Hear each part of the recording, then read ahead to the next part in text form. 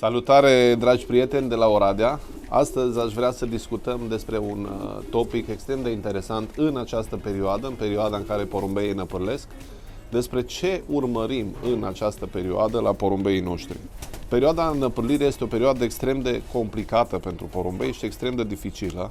Cred că, din păcate, este și o perioadă care nu este foarte bine abordată de către columbofili, care, de regulă, sătui după un sezon întreg în care poate rezultatele n-au fost cum se așteptau, abandonează puțin porumbeii, dar este perioada cea mai importantă din an a porumbeilor noștri. Porumbeii schimbă penele, porumbeii schimbă penele constant pe toată perioada anului, dar marea năpârlire se întâmplă la noi în România, de exemplu, acum în această perioadă, începe undeva din septembrie și după caz poate să ajungă chiar până în decembrie cu un vârf de năpârlire, ca să zic așa. Și atunci, ca să intrăm direct în subiect, este foarte important să urmărim condiția generală a porumbeilor, cât de mult suferă porumbeii.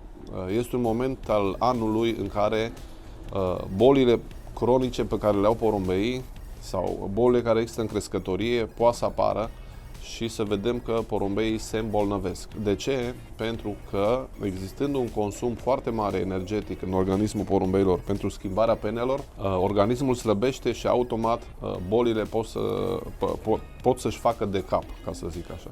Deci condiția zilnică a porumbeilor trebuie urmărită neapărat. Dacă avem exemplare care se îmbolnăvesc, este de luat în calcul eliminarea lor, pentru că este clar că ori au o bacterie puternică sau un virus i-a afectat puternic, sau imunitatea lor este mai scăzută ca și a celorlalți și, în mod sigur, nu o să performeze foarte mult pe viitor.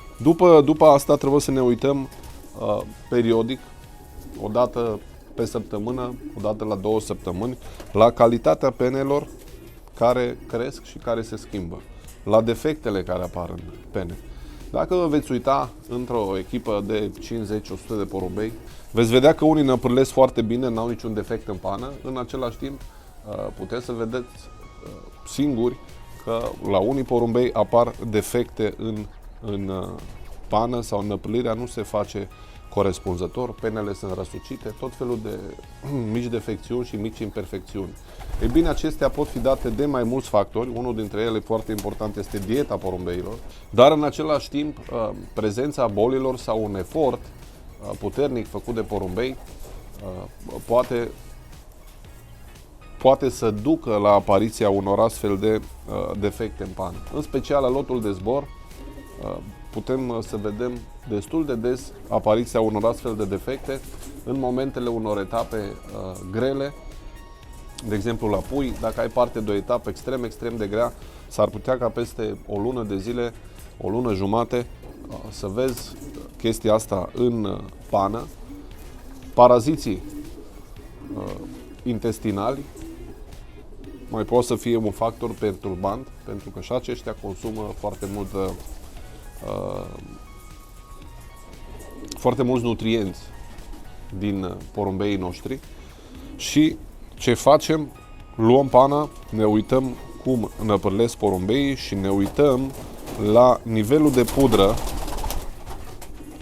de pudră pe care l-au porumbeii noștri. Eu acum am prins un exemplar frumos și pudrat ca să vedeți diferența și, dacă poți filma, Cristi, aici sunt niște pete de ulei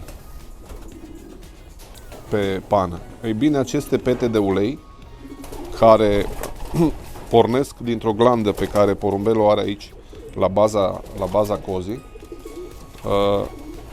sunt dovada unei stări bune de sănătate a porumbeilor. Este dovada că porumbelul este în condiție bună. De aici, și puteți observa lucrul ăsta la foarte multe păsări, porumbelul cu ciocul își împrăștie acest ulei care este secretat de această glandă peste toate penele, acesta fiind această substanță uleioasă sau grasă fiind o formă de protecție pe care o are porumbelul și pe care și-o întinde pe tot corpul. Deci nivelul de pudră din nou este esențial și dacă veți merge în crescătoria dumneavoastră, veți vedea că există porumbei pudrați foarte bine pudrați și sunt porumbei mai puțin pudrați și cu penele mai uscate, mai mate. Acolo există o problemă și va trebui să o analizați. Mătasea penelor presupune faptul că atunci când plimbăm mâna pe penajul porumbeilor, mâna alunecă foarte ușor, pana se simte foarte, foarte fină, nu aspră și nu dură. Un alt lucru la care este important să ne uităm, nu știu cum să îl țin eu aici, este nivelul de flexibilitate a penelor, pentru că penele nu trebuie să fie casante. Da? Cât de mult putem îndoi o pană fără ca aceasta să se crape, arată gradul acesteia de casare. La lotul de zbor în special, trebuie să ne gândim că aceste pene vor văzli mii de kilometri în anul care urmează, vor întâlni tot felul de vânturi și de foarte multe ori la curse grele vedem că porumbeii vin cu penele de zbor ridicate în sus. De ce se întâmplă asta? Efectiv, de la duritatea etapei și de la faptul că porumbeii au trebuit să văzlească în condiții dificile, pana se curbează în sus, bineînțeles că își revine la scurt timp după sosire, dar acestea sunt niște realități de care trebuie să ținem cont. Deci, flexibilitatea penelor care sunt schimbate. Da. Uite aici, Cristi. E o pană. În momentul în care penele sunt casante, există șanse foarte, foarte mari ca în timpul zborului acestea să se fisureze, chiar se rupă, dar în principal se fisureze și porumbelul să nu mai poată performa la capacitatea lui maximă. Ochii porumbelului sunt nu doar în timpul năpârlirii, dar și în timpul sezonului, un indicator foarte important a stării generale acestuia. Ochii trebuie să fie strălucitori, luminoși. Experții spun că ochii porumbelului trebuie să arate ca și două becuri, ca să zic așa. Trebuie să strălucească, trebuie să aibă o strălucire pe care să o vezi. Geana, nasul, chestiunile uzuale pe care trebuie să le urmărim de fiecare dată. Orice defecțiune în pană, orice pană răsucită, trebuie să ne transmită un semnal de întrebare. În momentul în care avem mai multe astfel de exemplare, ideal este să trimitem probe la analiză, să vedem dacă nu cumva există o bacterie acolo, gen Salmonella sau alte bacterii, sunt, har Domnului, multe în lumea asta, care poate să influențeze negativ condiția generală a porumbelului.